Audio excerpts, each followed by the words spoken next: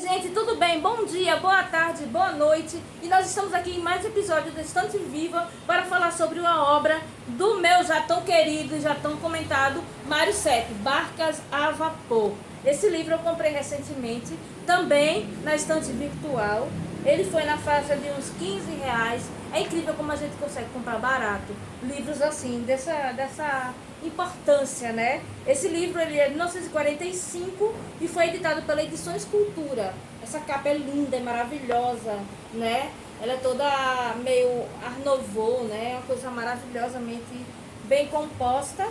E esse livro, ele é incrível. Ele não teve reedição, ele é um livro de edição única e ele fala também, conta histórias, né? Várias histórias que aconteceram em Pernambuco. Ele é todo ilustrado, né? E ele conta as histórias da casa de banhos, por exemplo, aqui, velhos túmulos, né? E ele fala, ó, aqui também tem as crianças, as meninas nas escolas. E ele conta toda essa história do Recife Antigo, né? Porque Mário Sete, ele é uma pessoa que ele ambienta, ele dá aquele ar de ambientação nas histórias dele, e ele foi também um historiador. Ele é para mim tipo um exemplo a ser seguido. Eu tento fazer o máximo possível como ele.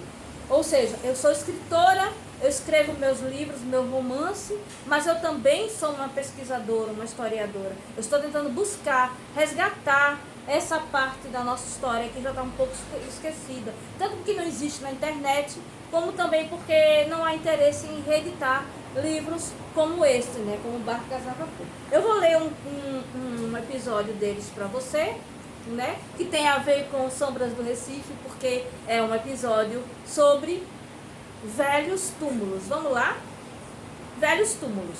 Os túmulos novos na nossa necrópole estavam todos ornamentados no dia de finados. Rosas, hortênsias, cravinhos, chuvas de ouro, crisântemos, gerbérias, margaridas saudades. Multicromia de flores para traduzir luto de corações. E, em roda destas sepulturas mais ou menos recentes, mãos que as enfeitam, lâmpadas que brilham, olhos que choram, gente antiga e gente jovem que se curva.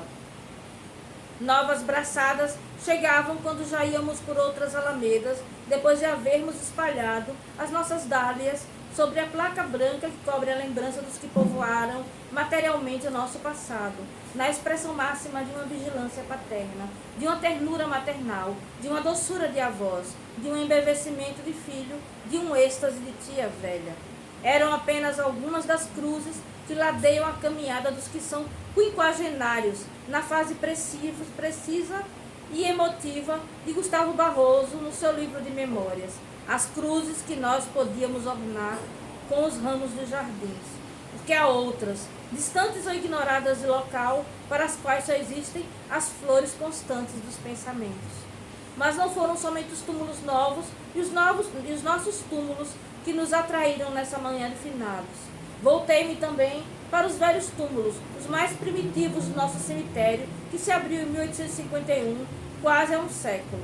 Já não se enterravam nas igrejas os cadáveres, e a cidade do silêncio começou, naquele então longínquo Santa Amaro, a receber os mortos. Talhavam-se os covais e erguiam-se os mausoléus, uns que se desmanchavam de vez no chão, outros a pendurarem em pó nos sarcófagos. Esses túmulos, que ainda ostentam as datas da construção, são simples, vulgares, de mera alvenaria, sem expressão da beleza nem riqueza. Aqueles, porém, de legítimo mármore, trazido de fora, no requinte artístico das urnas simbólicas, das pirâmides truncadas, dos ataúdes cobertos de panos franjados, com os calvários dolorosos, com as figuras de mulheres ou crianças que choram, a viuvez e a orfandade, tudo esculpido por artistas do tempo, hábeis ou ingênuos, que foram depois dormir em covas onde as cruzes eram de pau. E há ainda nas lápides desses túmulos do século passado, brasões, armas, coroas, escudos, títulos extensos em relevo, viscondes, baronesas, conselheiros, generais, marqueses, brigadeiros, ministros do império, camareiras do paço.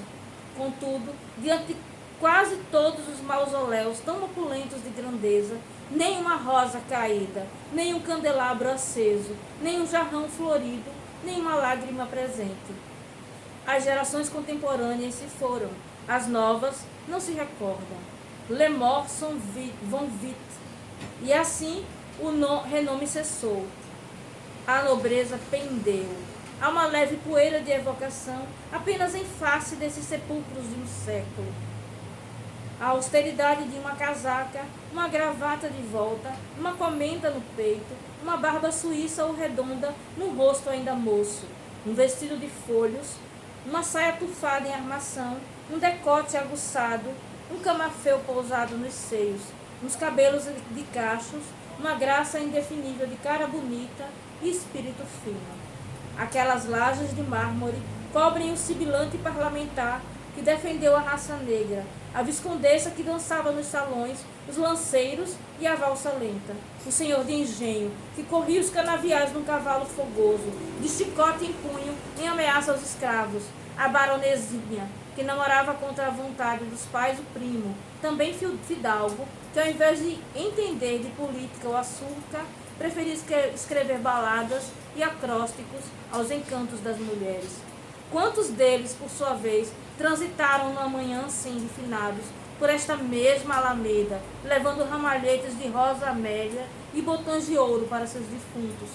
Sempre houve defuntos a enfeitar. Passavam.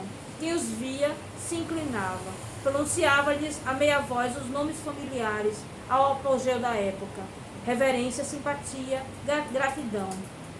Um belo homem o visconde, uma formosa dama a marquesa, nem uma papoula, nem uma vela nua, nem uma ave maria, das que rodeiam as covas rasas.